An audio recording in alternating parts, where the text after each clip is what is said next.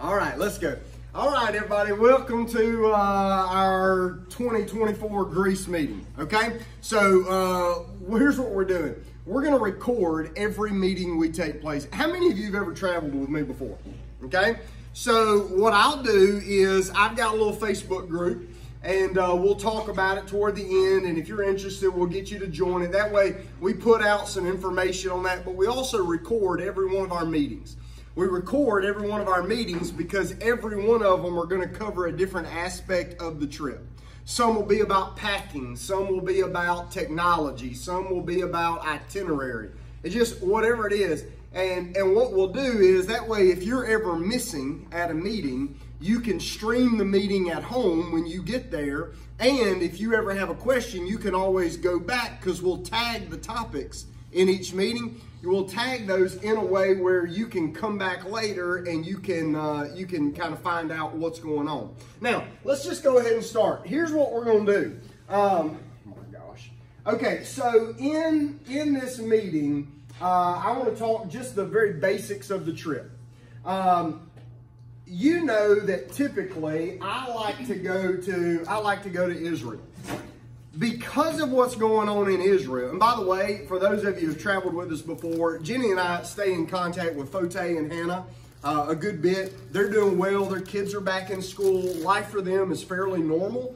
Now that the Israeli army is pushing pretty hard in Gaza, life in Israel is pretty normal. So they're okay. They're doing well. Tourism has slowed down.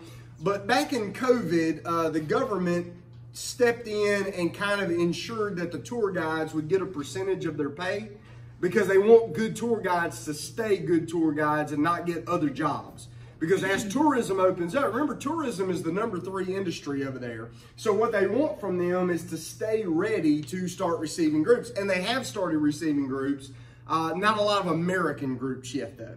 So there are some who are already living over there. They live in Europe or something. They feel more comfortable traveling than maybe some of us would. I actually feel okay. I would go. I don't want to take a group over there because I don't know kind of what would happen on the ground and all that kind of stuff. But if Fote said, "Hey, Dusty, come over for a week," and I could, Jenny and I would go. It's so they're doing well. We do want you to know that, but this does give us an opportunity with the situation they've got. It gives us an opportunity to do another trip I've wanted to do for a long time. Now, what we're going to do is just because of the length of trip and the price of it, I'm going to split something. I'm really splitting this in half.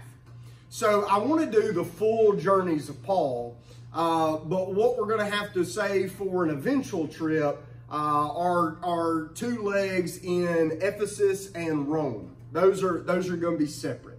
And the reason is because you would go from like an 8-day to almost a 14-day.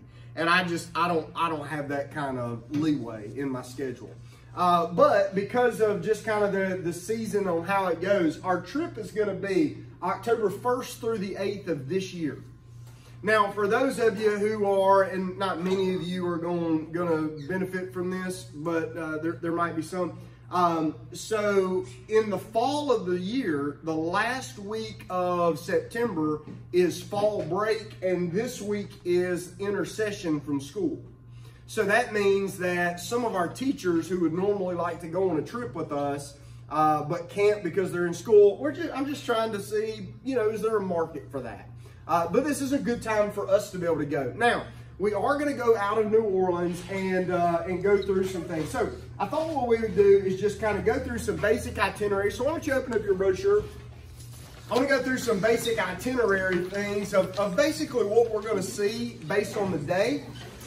In this meeting, I want to go over the itinerary. I want to go over the flight schedule, the travel, and the hotels, and just kind of give you those basics. From that, you should be able to know whether or not this is a trip you're interested in, and from that, we can go on a little further. So, I mean, obviously, there's no sense in me talking to you about what the weight limit is of your luggage if you're going, I don't even know if I'm going to go, right?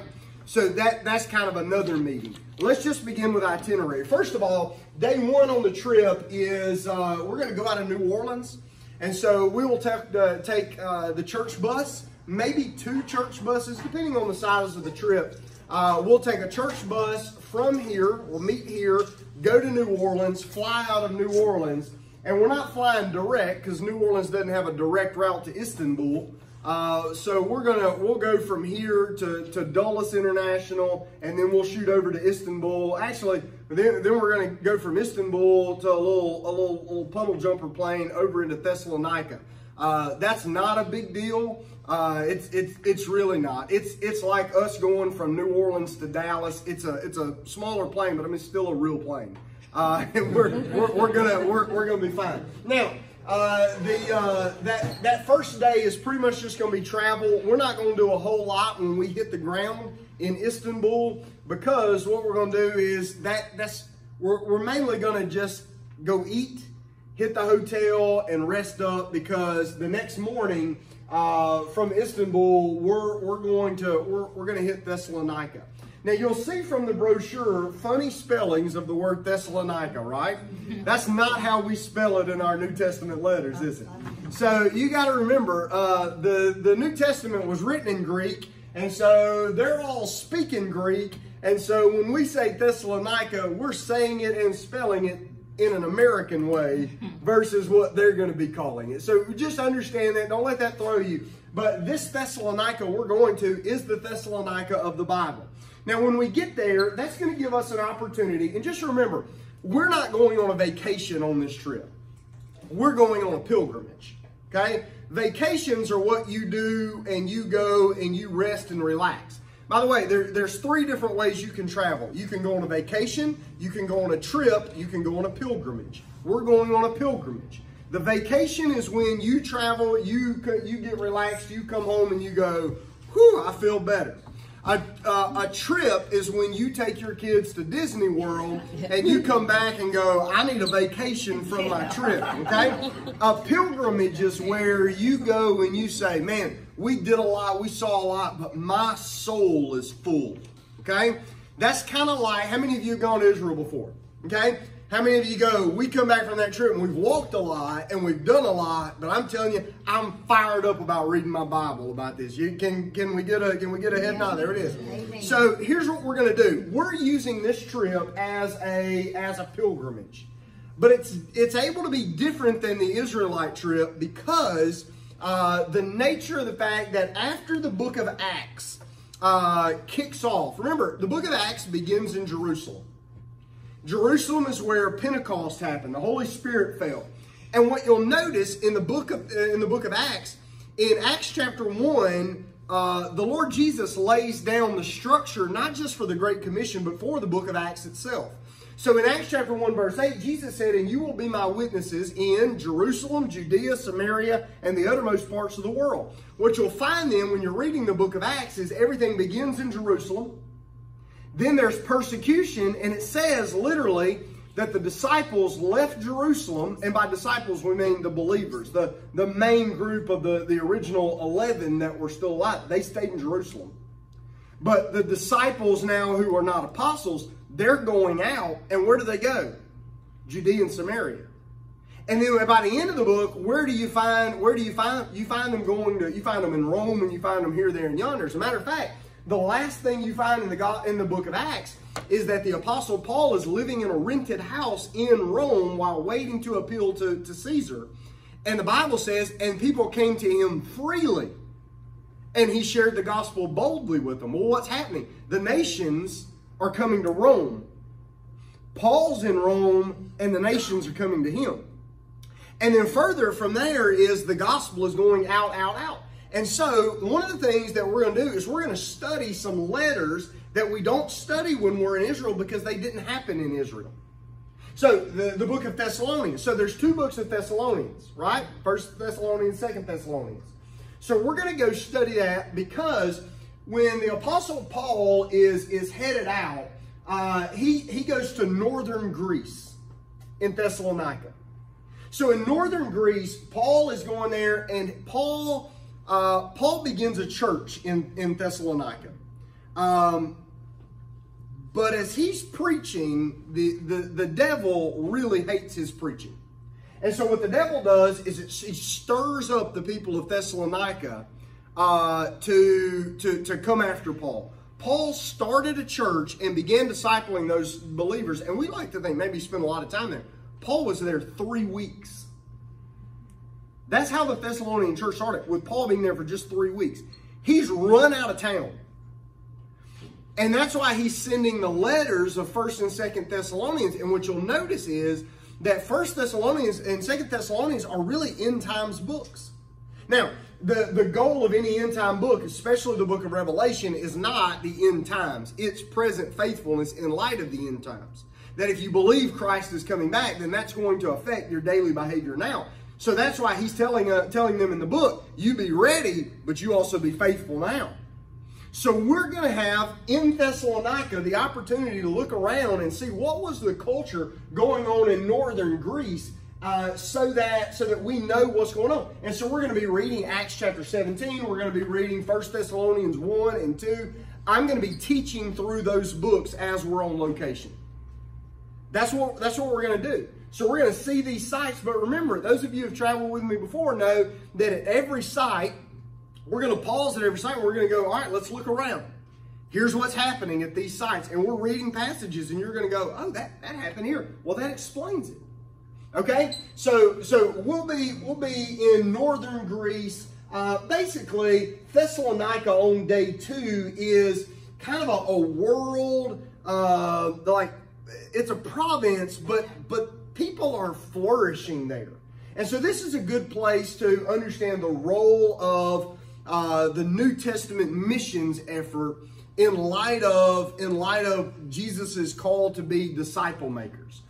Because what's going to happen is you're going to have to make the transition in your brain, because where the first half of the Bible, more than half or 2/3 really in the Old Testament, really is just functionally happening in Israel. From there, the gospel is going to the ends of the earth. Well, how in the world do you get Galilean fishermen to affect the ends of the earth? Uneducated Galilean fishermen.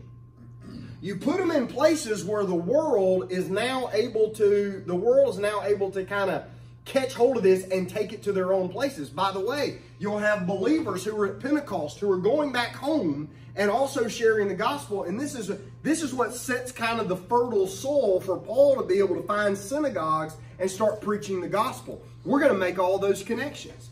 Because what you're going to find is throughout history, God is setting everything up in a way where the gospel is going to get there. For instance, when Paul traveled, Paul was very well educated, but not all the disciples were. Well, how do you speak the language of all the local people wherever you go? Well, here's why.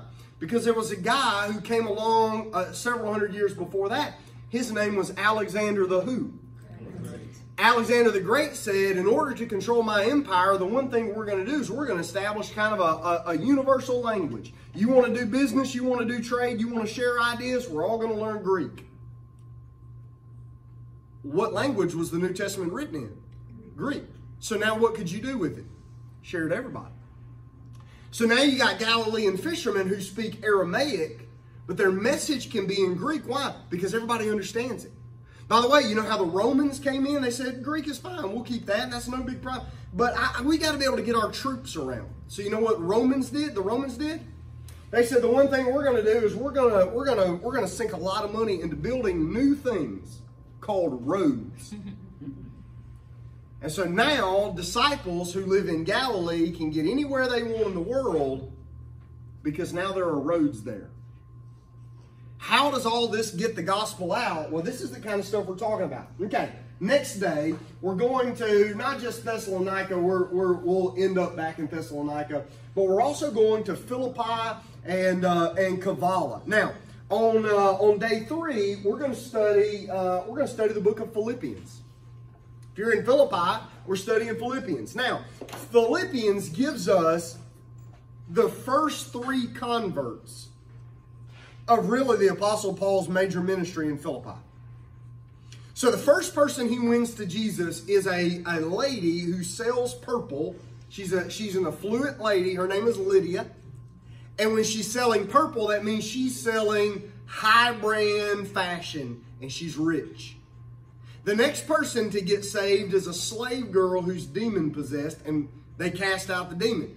And then, because Paul casts out the demon, what do with he and Silas? They throw them in jail.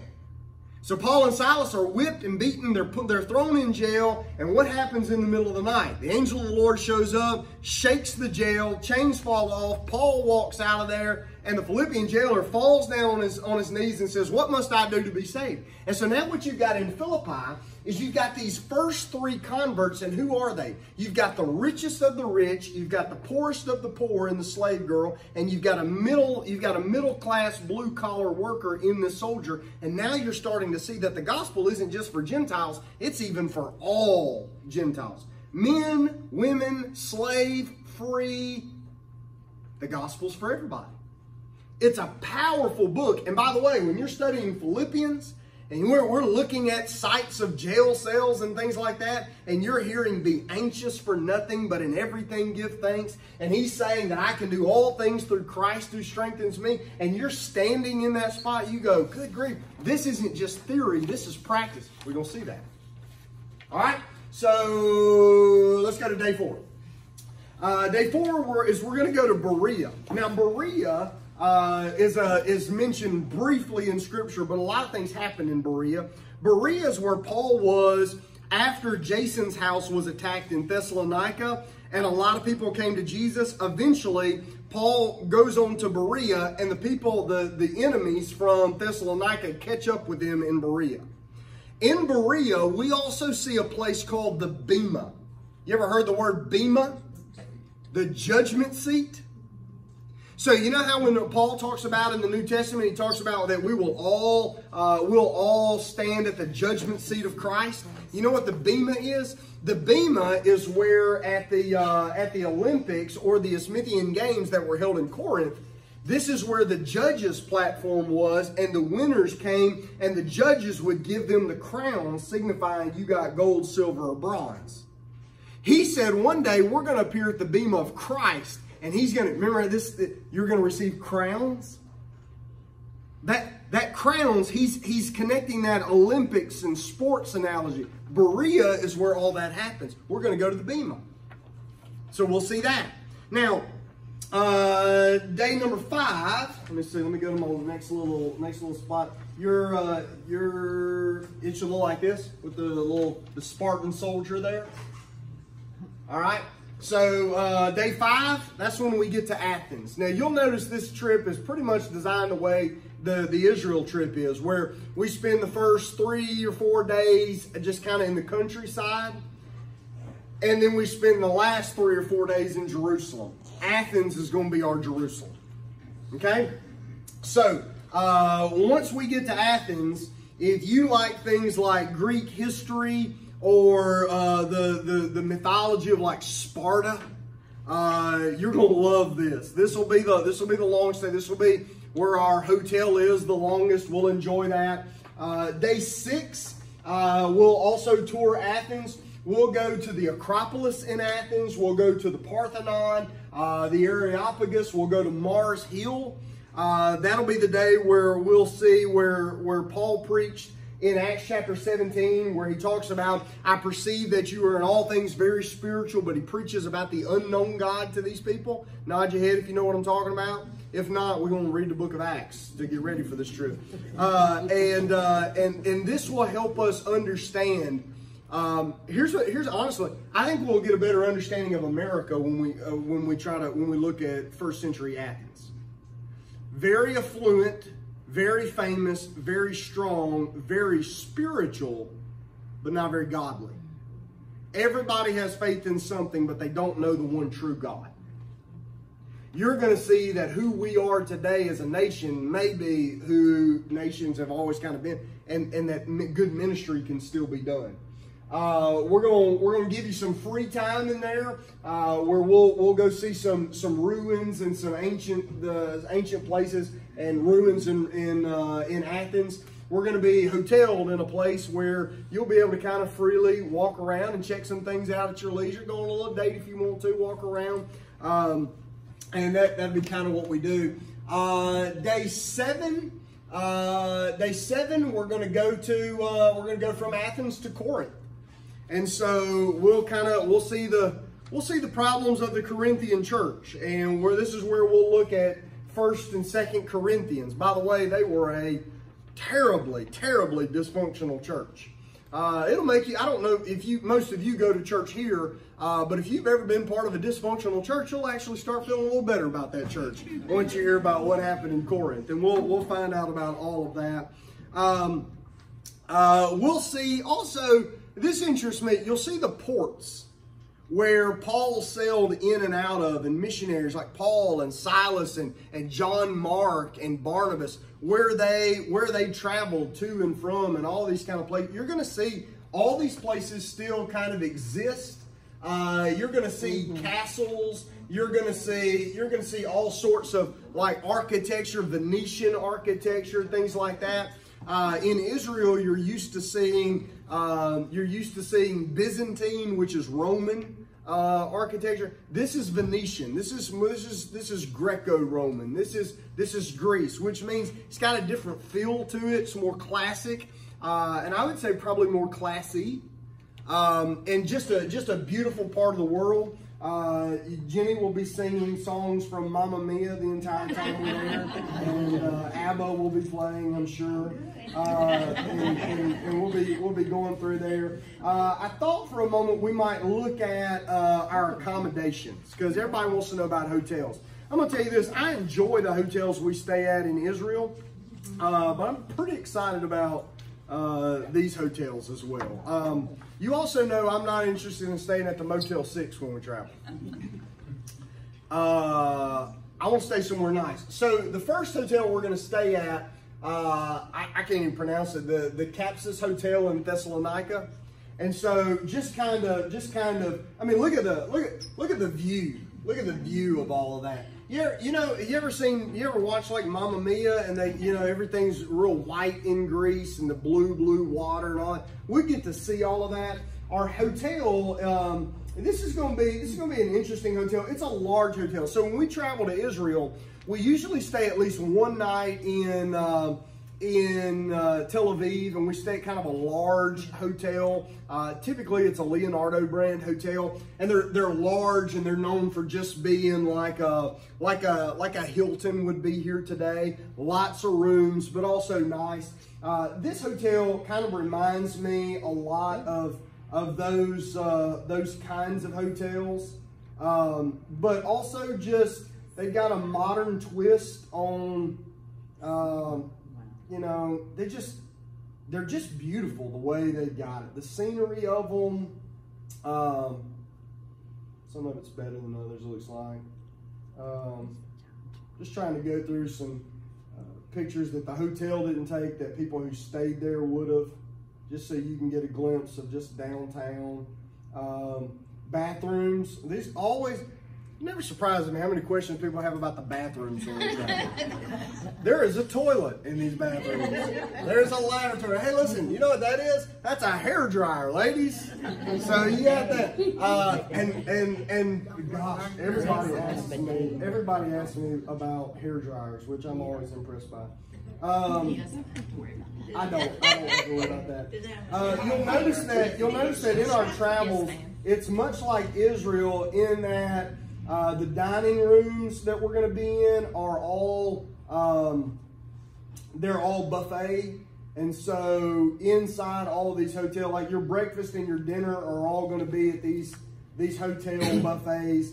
We'll have lunches during the day, but we're stopping mostly during the day at like mom and pop local places. Those are not part of your deal. Everything else is turnkey except for your lunches and your souvenirs. And you don't ever have to eat at these places, but they just are what they are. We'll go from there to the Grand Matura Hotel.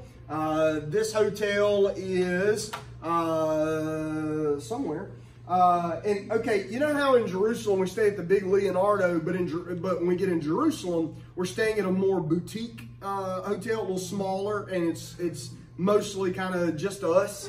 That's my favorite. The Ambassador is my favorite in Israel. This one kind of has that same feel.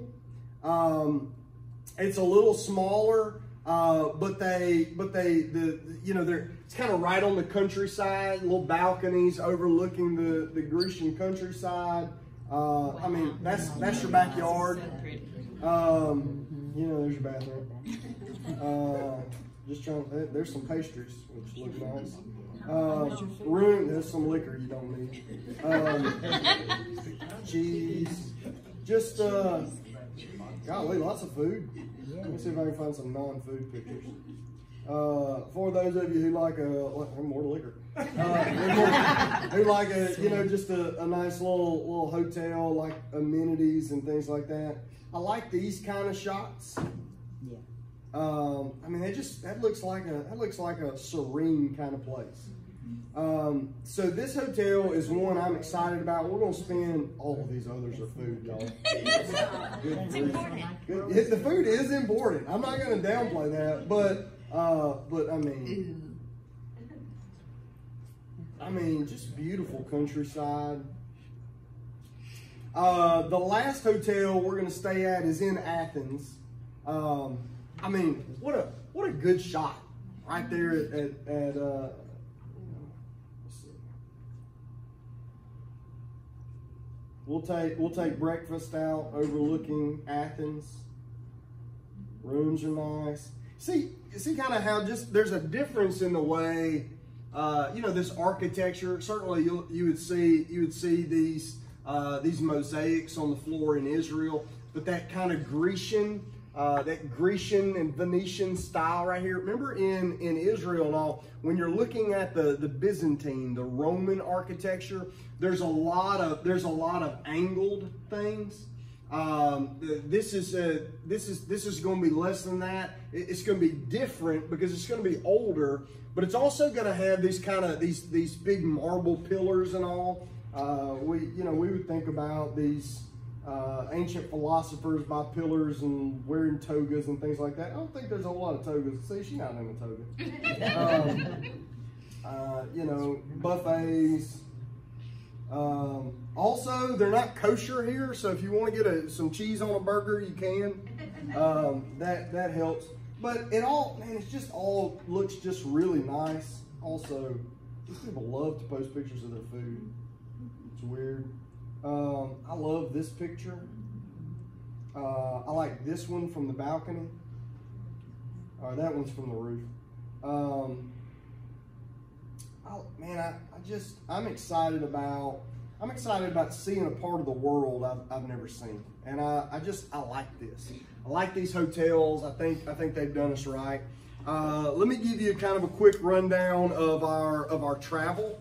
So we're actually going to be traveling a few different airlines just because we go with the best rates we can find, and sometimes that makes it inconvenient, but it also makes it gets everything done in a timetable that benefits us, and really we're trying to work around a schedule. So we're going to leave out of New Orleans on United Airlines on October the 1st at 12:34 p.m. Okay, so we're going to get there about 9:30 a.m. So we're going to leave here about 7:30. Okay, give us 2 hours to get there. We check in 3 hours ahead of an international flight that gets us through customs. That helps you find the gate, go ahead, get you a snack, all that kind of stuff. We're going to fly from New Orleans, and we catch our major flight out of Dulles in Washington D.C. basically, and we're flying Austrian Airlines at 5:35 to Vienna. We'll have a quick layover in Vienna and then fly out to Thessalonica. Okay, that's the quick jump. Traveling home, we're flying Lufthansa. How many of you are flown Lufthansa Airlines? Anybody? So I typically always used Lufthansa to go to Israel. They kind of backed off some of their flights here, but Lufthansa is, if you travel anywhere, they're the major airline everywhere. I like flying them. They always take good care of us. I hesitate to say this, but it is true. Oftentimes, I like flying a foreign airline versus an American for the sake that their hospitality is a lot better than American. So you get on American, they're going to charge you for every bag you got. You want a bag of peanuts, well, it'll be $5.50. You get on there, they're going to just keep feeding you, and they're just nice. They're a hospitable people, and kind of that's just I like it. So we'll fly from Athens to Munich, Germany. From there to Chicago. So we got a quick flight out. Big flight will be to Chicago. I'm not sure how long that flight is yet. I don't have all of those. And then from Chicago to New Orleans, we'll land in New Orleans on late at night, like 10:30. And church bus will pick us up, and then we'll drive back here. We're going to get back here super late. We're going to get back here 1 a.m. If we're landing at 10:30, we're getting our luggage and on the bus. It'll take 30 minutes to do that. Then 2 hours home. You're going to sleep on the way home. Just that's what it is. So that's the travel arrangements. So basically, you've seen now our itinerary. That's our flight schedule, and we'll get more into flight schedule. You'll start getting copies of all of this as you register. But that's kind of, let me hit some lights. That's kind of the central gist of it. So what I figure I would do is, if you've got, I'm going to take probably 3 or 4 questions right now and answer them the best I can. I will tell you this, y'all are, and I hate this for you, I always like kind of knowing stuff, and I hate when I don't know stuff, but I just don't. I've never done this trip. So y'all are my guinea pigs on this trip. We're going to have a great time. We're going to have a great time. We got a great guide. We're going with a company, the same company we always go with. So their guide system is going to be the same. So I'm feeling good about it. I've just never been. And so I've got a buddy who's going next week. And he's also going like the week we're going to. We might even see him while we're over there. But he's going next week with another group. And he and I will sit down. We'll talk about all things. I'll have everything lined out, and I'm gonna fake it like I know exactly what I'm doing. But we all gonna learn a lot together, okay? But the teachings and all will be good on. Our guide's gonna take getting us in and out where we need to be.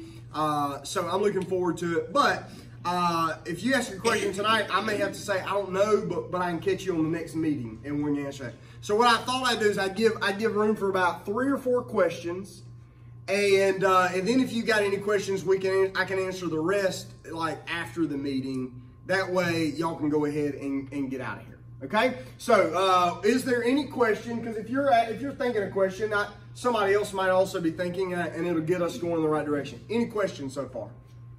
Yes, Damaris, what you got? What's the weather like October the 1st through the end? That is a great question. Yeah. I'll have to get back with you. Okay, that's fine. I don't know.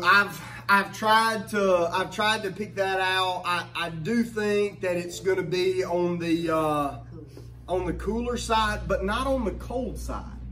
They are Mediterranean, so it's not like you're not going there to snow ski. Yeah. But I would imagine there'll be days where it feels about like it does out here, and then by the middle of the day, it's going to warm up a good bit. So I don't know that for sure, but I will get a kind of they'll send me like an almanac of here's what you can expect weather-wise while you're there. I can share that as we go, but it says the average temperature is 64 to 75 in October. Listen, I can deal with that. I can deal with that. Yeah. Wendell, you got a question? No. All right, what you got? What's the major religion? I don't know. Get back with you. I'll get back with you. So the major religion today, I'm sure is going to be much like wherever we travel. There's going to be a lot of Greek Orthodox. So remember the church we go to in Bethlehem? Kind of a shiny, gaudy Greek Orthodoxy. I would imagine there's a lot of that. There's going to be a lot of Christianity. I'm sure they've had a lot of immigration. I'm sure there'll be some Islam there. I imagine you'll be able to find just about anything you want to. I'm sure somebody around there talked to you about Hercules if you're interested in that too. So I would imagine there's a lot. So I think I'm right on that one. I will get back to you, but I think I'm right. Good question. What else you got? On some of the biblical sites that we go to, there is dress codes that women have to be in dresses or skirts. There will be. And cover their shoulders. There will be. So usually in Israel, we'll say something like, "There's a chance we may get to a site and ladies will need to wear a skirt." So what I'm going to do is I'm going to have you an itinerary, and your itinerary will have on each day, hey, make sure you got a skirt for this day. Now, fellas, don't wear a skirt, all right? Because just don't, okay? But I will let you know that up front. But they will have some. You know, they're not going to run you off. But we also don't want to be a neglectful tourist. So we're going to let you know if there's any dress code that you need to get to. But you're exactly right. There are a couple of places where they would prefer and they'll only have those rules there because they want, above all else, they'll want modesty. So we'll let you know all that. One more question. Yes, ma'am. The skirts, are they like foiling? Just has to cover your knees. Cover your That's what it legs. says. Yeah. And then cover your shoulders. That's what I don't know where you get that or what I can't help you with that. But yeah, we'll let you. I'll find all of that. I'll find all of that out and give you a full rundown best I can. All right. Anything else? Anything else? Yes, sir. Charles. This is a more city trip than, say, urban, the way Israel is. So there will be walking. And it may be a good bit of walking in terms of if it's counted over the whole day. But it's also hey, we're going to get out right here. We're going to look at the site. We're going to jump on the bus and we're going to drive, a mile down and get off again and look at another site. Our bus is going to determine a lot of that, as will our group. Our group will determine, because I'll talk with the bus driver and I'll always say, hey, here's what we're going to do. I got this half of the group. They want to walk this trail.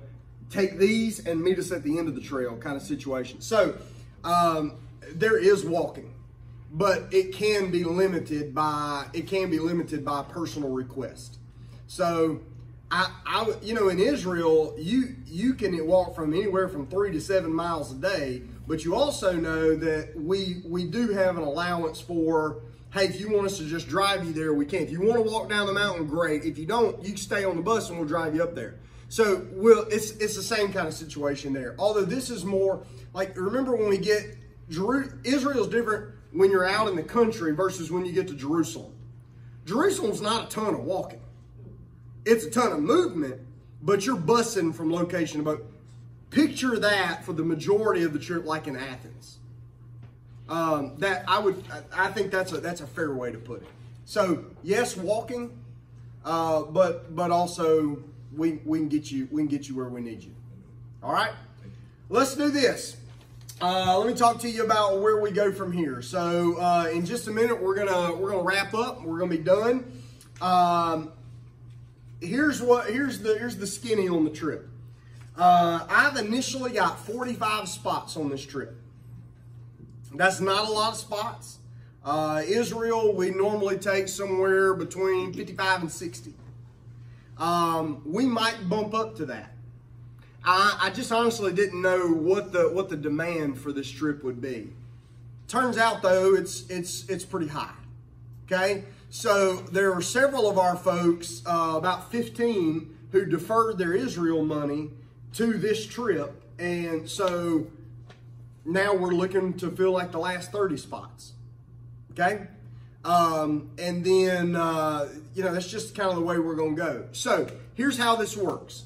You can take a brochure, and you'll notice on the back of the brochure there's a little QR code. What the QR code does, you put your phone over it, It'll shoot you a web address. You can do that on your phone, or you can get on your computer. You can go to Maranatha here. You can call a number to get a physical form. There's a number of ways you can start the process.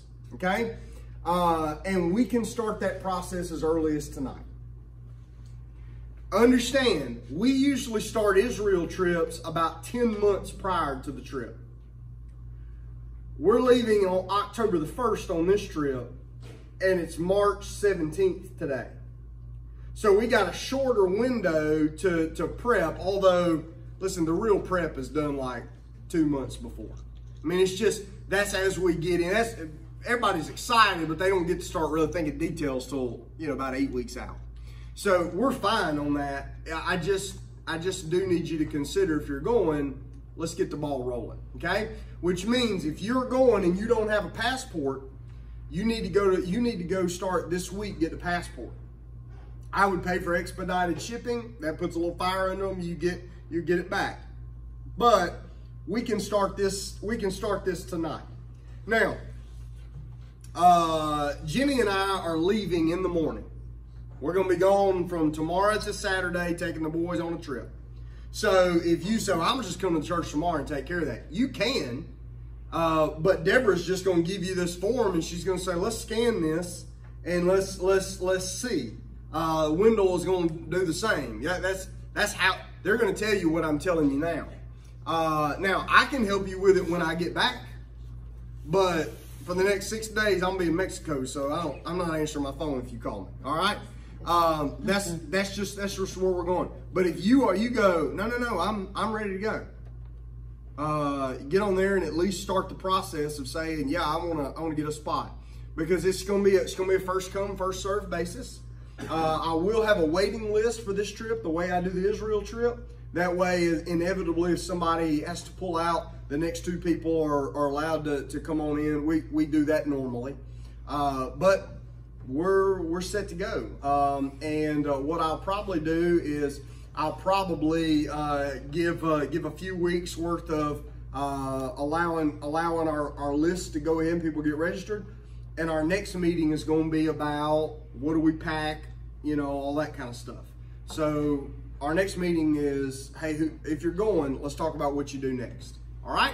So here's what I want to do. I want to pray for you that God will tell you whether or not you need to go on the trip, and we're going to go. But just understand, this is a beautiful pilgrimage to take. Okay? I would almost guarantee that even in our room tonight, I could say, hey, somebody tell me the path Paul took in the missionary journeys. I don't know if very many of us are going to go, well, the first thing he did is he left out and he went to such and such. His next step was this and this and this. We know he went on missionary journeys. We don't always remember he went on 3 of them. And we don't always remember kind of what happened at each of them. You're going to come home understanding the book of Acts the way you came home understanding the Sermon on the Mount coming out of Israel. That's what this is going to do. So that's where we're going. That's what we're planning. If you have any questions, see me. If you have got a form and your husband, your spouse, they got a form, then leave my form with me, okay? And I'll give it to my next group that I'll meet with. All right? Let me pray for you. Yes, ma'am. Those that deferred, do we have to re-register, or are we already on there? Those that deferred do not have to re-register. I would for them to come and just tell me, say, yeah, I'm still good on that.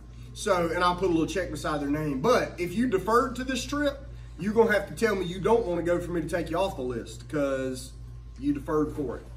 Jan. The ones that deferred, like the insurance, I've already switched mine. I don't know if that's something, if they hadn't, they might want to. They let you switch the insurance? I called. Okay. They let you switch? Yes. Yeah, you can use the insurance for this? Come on! Goes to this. I didn't think you could do that. If y'all got them to do it, then everybody called. It's in the same year. It hadn't been used. That is awesome information to know. Okay. You got to re-register for. But now, I don't know if they didn't defer, if that would. Right. No. Yeah, it probably, well, here's the thing. The insurance. If it's in the The insurance is separate. Right. So if you bought the insurance on the Israel trip and you want to go on this one, you call them back and you go, oh, hey, I hadn't used it. I want to apply it to this trip. Yeah. And Bob's your uncle. As long as it's been the same year. Yeah. It hadn't been used. They fired This me. one that I Huh? did was all the time. Okay. All right.